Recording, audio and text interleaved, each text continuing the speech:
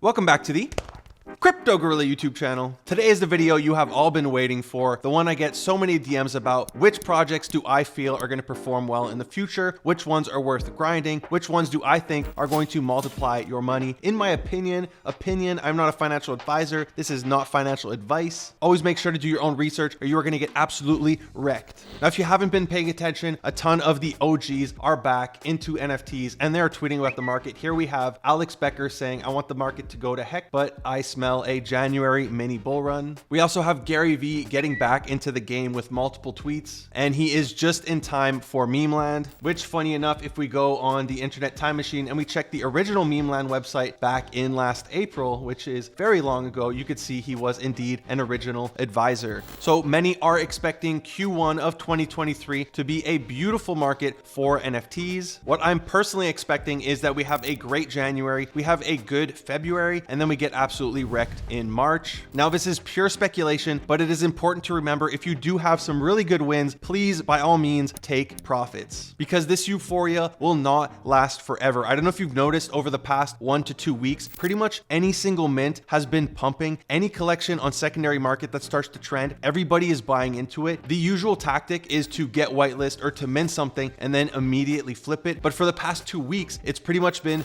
buy and then buy more and just hold it because there is going to be a pump. Now, this is really not normal for the market. This is just part of the cycle. It's part of the waves. We have these degen moments where people get bored, where people just want to mint stuff, where everybody gets super bullish and euphoric, but it will not last forever. So be sure to always take profits and don't get caught holding something that you wouldn't be happy holding for 6 months, or that you wouldn't be happy holding if the floor price went down 80%. Now, there are a ton of catalysts that are going to be happening for the NFT market. There's a ton of catalysts happening for specific projects, and there's a bunch of NFT collections that I'm really excited for. We're going to discuss all that. It's probably going to be a longer video. If you only care about the projects, feel free to jump ahead with the timestamps to the upcoming projects. I don't mind. But first off, we're going to talk about some catalysts for the market. Now, the first one is, of course, going to be the Blur airdrop. Everyone's aware from this. They did 2 airdrops already. They have their third that is based on bids. As you can see, I have not been participating in this one at all. However, the Blur token, after we get all these boxes, is expected to happen in January, according to them. Now, many were expecting this to happen at the beginning of January. However, in an AMA in Momentum, Pac-Man did say it's going to be happening either mid to late January. Now, this is both a good and bad thing. It's bad because a lot of the bids that we are seeing on all these collections are going to disappear, because right now you're incentivized to leave your bids up there in order to make it onto the leaderboard, but a lot of this stuff is going to disappear and it's probably going to hurt some floors in the short run. However, if the Blur airdrop is actually worth a lot of money, that's going to add a ton of liquid into the market. And if you were here last Christmas, we had the OpenDAO SOS airdrop, we had the X2Y2 claim, we had the LooksRare claim. So I'm really excited for this one, and I'm hoping it adds a ton of money into the market, because although people probably should take this free money, put it in their bank and use it towards their bills, their real life expenses, we're degens. We either just want to gamble on upcoming collections, or we want to go ahead and buy those NFTs that we've always wanted to own. So this can end up being really good for existing projects on the market. There's also the Gonna Make It marketplace. There's a ton of marketplaces that are coming out. They're all using the same token airdrop strategy with these referral programs, but this one also has a referral program. I'm going to put my link in the description down below. If you use it, it's going to benefit both of us. I have no idea if their token is actually going to be worth anything, but it's free money, and if it is, it's going to help out the market a lot. Now, the third catalyst for the market is, of course, going to be Chinese New Year, which is happening on January 22nd. Now, last year, this did add a ton of volume into the market, and when Chinese New Year ended, we did see a lot of that volume dry up. It might be different this year with different regulations. You also have China launching their very own NFT marketplace, so I'm not sure this is going to play out the same way it did last year. If it does, though, a bunch of people are getting money for Chinese New Year. A lot of them are going to be at home since they don't have to go to work, so this could be the perfect storm for NFTs. So the trick is going to be figuring out which projects are they investing their money into. Last year, the market was led by Fanta Bear, and although they're down really bad bad now. I believe in the euphoria of this, they hit a floor price of 8. However, the highest average floor price they did hit at the time was 5.3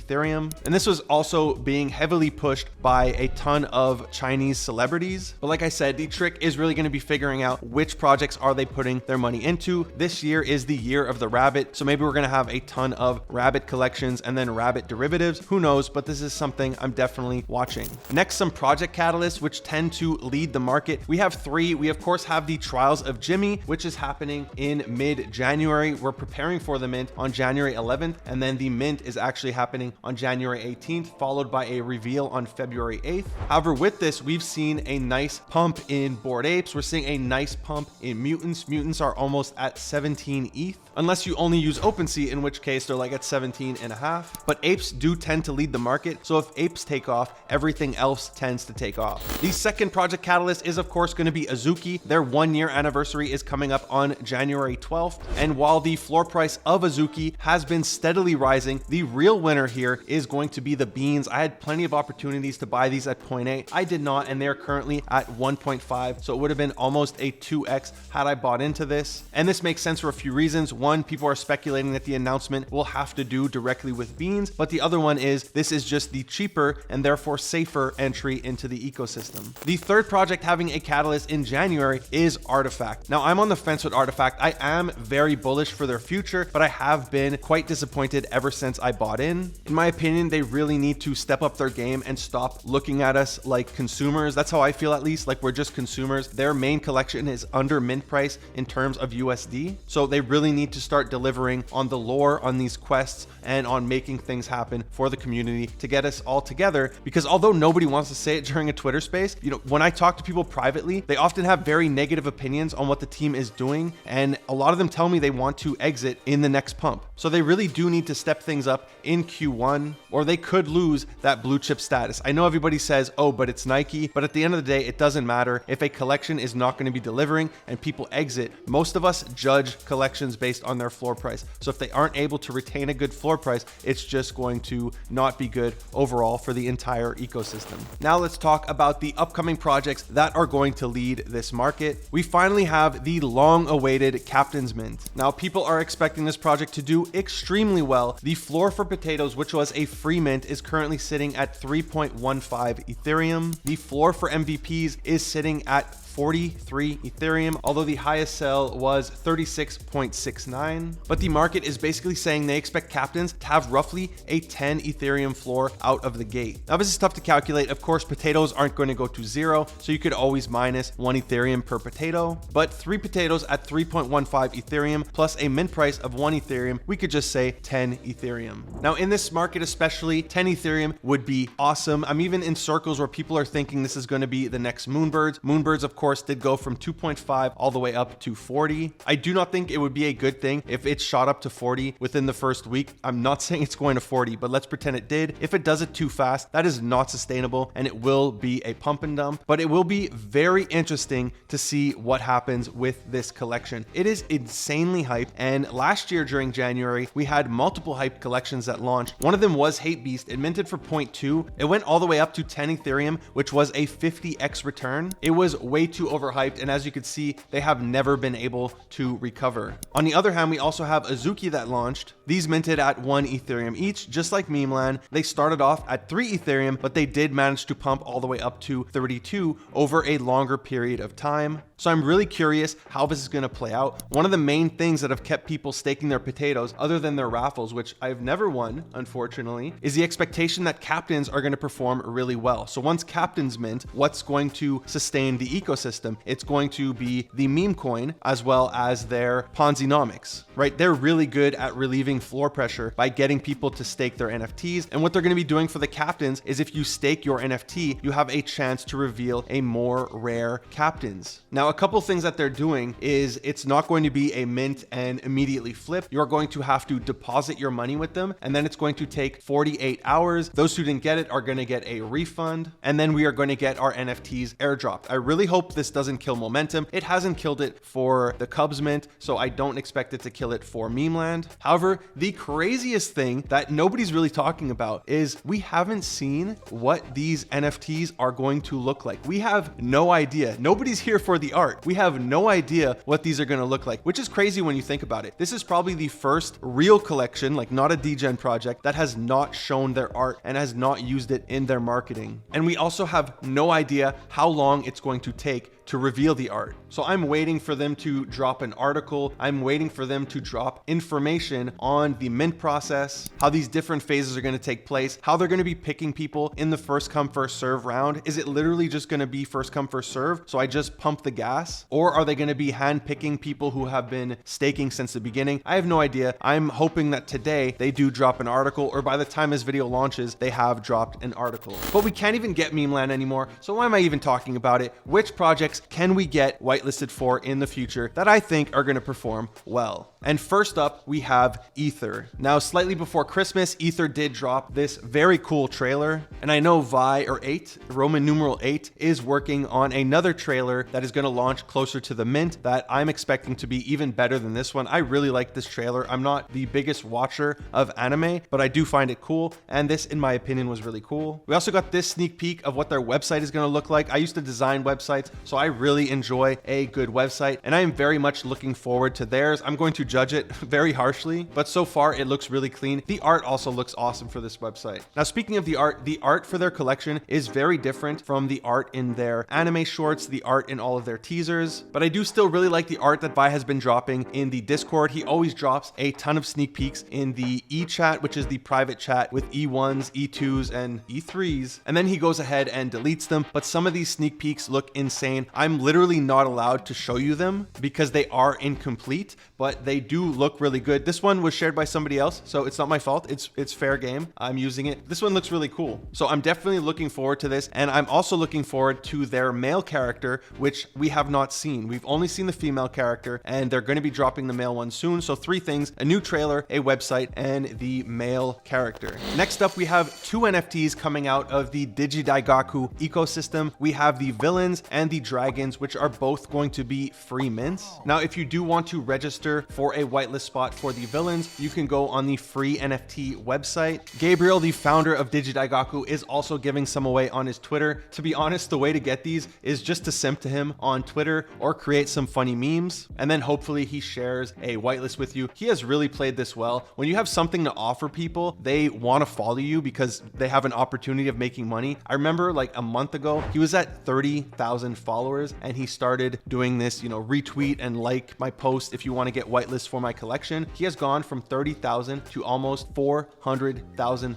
followers, and this is during the time that Elon and Twitter are deleting a bunch of bots. So kudos to him for having this hyper growth method of growing his Twitter. Now, other than the Villains, there's also going to be the Dragons NFT. To be honest, I do not know much about this collection. From my understanding, it is going to be minting, don't quote me on this, it's going to be minting during the Super Bowl. They're going to have the Super Bowl collection, which is really bullish for the Digidaigaku ecosystem. It's slowly been creeping up. It was at 5.5 Ethereum. It is currently at 8 Ethereum. So I imagine it's going to keep moving up slowly as we get closer to February, as we get closer to the Super Bowl. I just don't want people to get caught in a buy the rumor, sell the news situation, similar to when Elon went on Saturday Night Live and everybody thought Dogecoin was going to go to $1, but instead it crashed. The next project that I'm focused on trying to get whitelisted for is going to be Momoguro. Now, this is by an animation studio that is backed by Disney. On their board, they have Disney members, they have Pixar members, they have DreamWorks members. So they definitely have the connections and the talent to deliver something really cool. Now, they are building an RPG style Web3 game where you're able to collect creatures and fuse them with collectibles called Momos. You're also going to be able to explore the map and battle. It sounds a lot like Pokemon, but while we don't have many details, like I said, the team is quite stacked, so I am expecting a lot out of this project. The next one is going to be Mocaverse. Now, this is a PFP collection for Animoca brands. Now, although at first it was reserved for partners, for employees, for investors into Animoca brands, it does seem seem like they are opening up to more people, as the supply is going to be 8,888. So the way to get whitelisted for this, there's going to be two different ways. You need to get these realm ticket NFTs, which essentially enter you into a raffle. There's two ways to get them. Either you have to be a good community member and just create memes or create content sharing information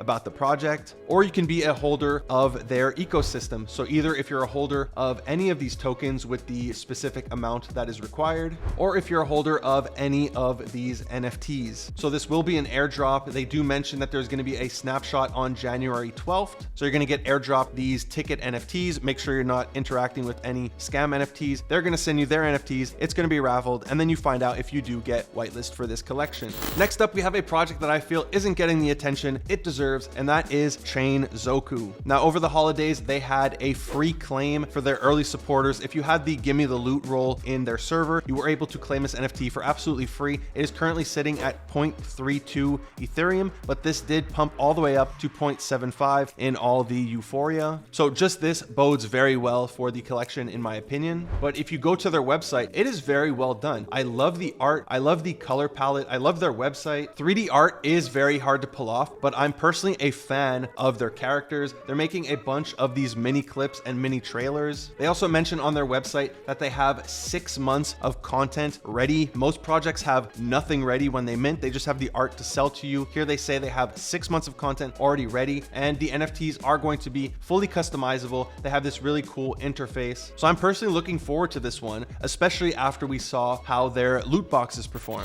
Next up, we have a no-brainer, Yogapetz. Now, I am judging this purely based off of, well, multiple things. One, the hype with the whole Memeland and his connection to Ray, but also based on the performance of Cubs, which are currently more than a 2x from their minting price of 0.469. Now, to be honest, I really wasn't a fan of how they handled the auction. When it ended, it should have ended, but instead they extended it and they allowed people to fuse their bids together, and they publicly said that 0.2 Ethereum was not going to make the cut. Like, I feel bad for people who had bid 0.3 or 0.35, and at the time they made the cut, but then they extended it. They made this announcement and it got people to bid even higher or to fuse their bids, and people who only had 0.3 of liquid got outbid. Even though they would have qualified, they now didn't qualify and they didn't get a chance to get a Kyung's Cubs NFT. So I really didn't like that, and I personally feel that 0.469 is too high of a mint price for Cubs, which is essentially the equivalent of the potatoes in the Memeland collection. Now, I say it's too high. I know they said that it's an auction and it's a democracy and the community or the market gets to decide the price. Like, the market is dumb. We should not be deciding your price because we're going to do irrational things. And I do feel that a mint price of 0.469 puts a ton of pressure on Yogapetz for multiple reasons. One, they have to maintain the hype on Cubs. Not only do they have to make sure it doesn't go under the mint price, they have to keep a reasonably high floor price, which is a lot tougher when you minted for a high amount. But the other thing is, what's the mint price of Yogapetz going to be? I thought originally, wasn't this supposed to be a free mint? So what are they going to charge now that their base collection was close to 0.5? Are they going to charge 1 ETH, which is essentially saying the base value of Yogapetz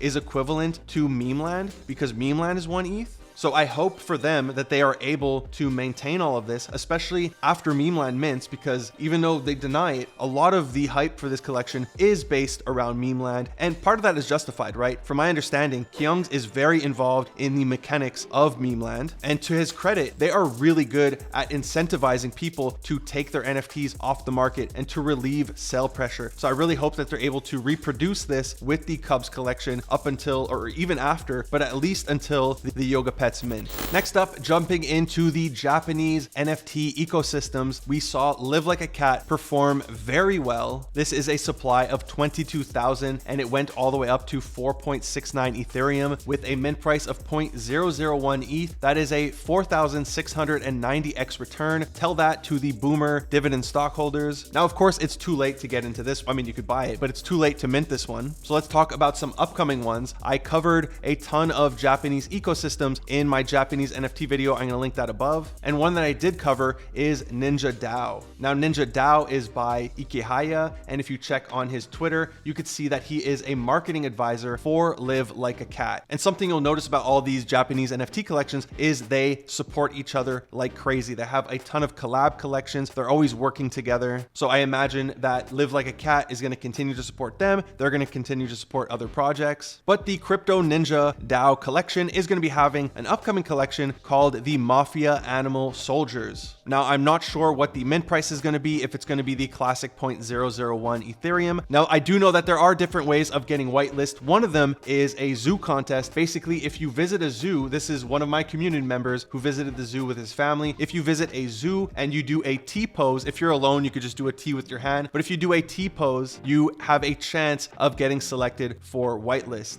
Now, there are other criteria, so be sure to jump into Discord and look for the Allow List announcements channel and read all the requirements. There's also an English chat channel. I hang out in there, so come and say hi. But this is one of the projects that I'm keeping an eye on and I'm trying to get whitelisted for. The mint is going to be happening on March 30th, so you have plenty of time, and that zoo contest is open until the end of February. The next Japanese project I want to talk about is going to be Cool Girl. Now, I don't have too much information to share with you about this one. I really love the art for this collection. They sell for quite a bit of money. You can see the artist does a ton of auctions and they're all selling for 5, 9, 6 Ethereum. And they will be having an upcoming generative collection in Q1 of 2023. I don't know what the price is going to be. I don't know what it is, but same thing. Hop in the Discord channel. There's an English chat channel. I'm there. You can come and hang out and hopefully get yourself a whitelist. They often do art contests. They did an art contest over the holidays. So if you're an artist, you could try entering one of those. The last Japanese project is going to be What's Up John. And while they're not part of the whole CNP ecosystem, they do have a strong Web2 IP where they sell a ton of products. They sell out quite quick from my understanding. They also have an existing collection on the market, although it is very low supply and has low volume. There was recently a sale of 3.3 Ethereum, and this is definitely one that I am keeping an eye on because in my opinion, the art is really cool. Last but not least, I want to talk about gaming. The two sectors I really want to get into in 2023 is going to be art and gaming, because in my opinion, although PFPs, some of them are going to do good, most of them are going to go to zero, but the future of NFTs for me is really art and gaming. I believe a lot of sectors are going to do well, but these ones are going to perform very well. So one of the first collections I want to talk about in gaming is by Pass and OhBabyGames. Now, I have no idea if they're going to be doing an NFT launch like a generative or a Genesis Pass. However, they are building a ton of awesome games. You can see this one, they're building a game. It looks so much like Mario Kart. This looks insanely fun. For a Web3 game, I haven't tried it, but it looks like the funnest game that is available out there that people are going to keep playing over and over again. But more than this, they're building a bunch of games that are going to be interconnected. You're going to be able to use your NFTs, your game collectibles cross game. And they have their card game, they're building a side scroller, they're building a card game, they're building a fighter game. They have a ton of different games. And they're also coming up with really cool concepts. Here you can see they talk about a reverse season battle pass where basically everybody gets it, but if you beat it, only then do you get to mint it, which ends up rewarding the actual gamers who invest the time into the game. Another cool concept to discuss is a limited timed mint, which requires a group of people to defeat a boss, and then those who help defeat the boss get to mint that NFT. So some really cool ideas, and as you can see here, they are going to be opening up beta testers for their games. I want to be one. Pass, if you're watching this or anyone from the team, please contact me. I've reached out on Twitter. I've tried messaging on LinkedIn. I'm down to be involved in any way possible because what you guys are building looks really awesome. The last collection we're going to talk about today is MetaPixel. I just found this one. However, their trailers look awesome. They're building 2 games that are going to be coming in 2023, it seems, and this is going to be on Aptos, but their games look amazing. So if they're building this and they're going to be releasing this as a Web3 game, these can perform really well and they can end up being the blue chip project of the Aptos ecosystem. That's it for today's video. If you enjoyed it, be sure to give it a big thumbs up. If you aren't already subscribed to my channel, would you kindly hit that subscribe button, smash that bell notification. Thank you for watching the Crypto Gorilla.